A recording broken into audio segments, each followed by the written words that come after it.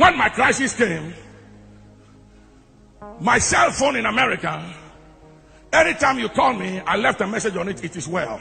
And they started calling me everywhere, it is well. So I changed it.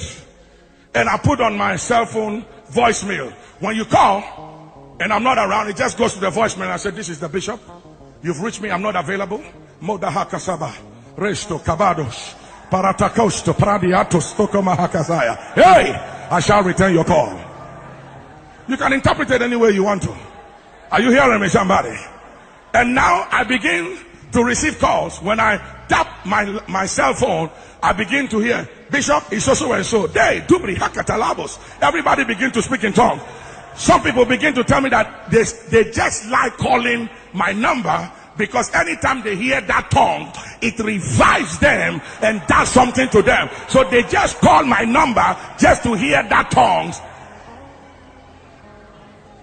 Are you hearing me, somebody? You can be creative in the midst of adversity. You see, it is not what happens to you that matters, but it is how you respond to it. And it is not what you are going through, but it is how you come out of it. You remember early this year, I told you that somebody said, oh, we heard that there is a mess going on in your church. And I said, there is no mess in my church. And I said to them that you must understand a few things. Number one, there was flood outside the ark, but there was no flood inside the ark. And even though there was a mess in the ark landed on a mountain and it did not land in the valley. Are you hearing me, somebody? So it's not what you are going through. Just determine that at the end of it, your ark will land on the top of a mountain and not in a valley. Somebody say, I hear you. And when your ark lands on top of the mountain, all the mess in the ark, you will throw it out to those in the valley. You see, God is training people who will be survivors of this end time. People who have strong faith, that your faith is not built on material things. Your faith is not built on how many people come to your church. Your faith is not built on how much money you have, or how much dollars or foreign exchange, or how many cars you have. That is not what faith is built upon. All those things are just physical rewards and physical things that God allows you and I to have. They are something to encourage you, but that is not what faith is built upon. Are you telling me that people like Paul and Jesus himself didn't have faith?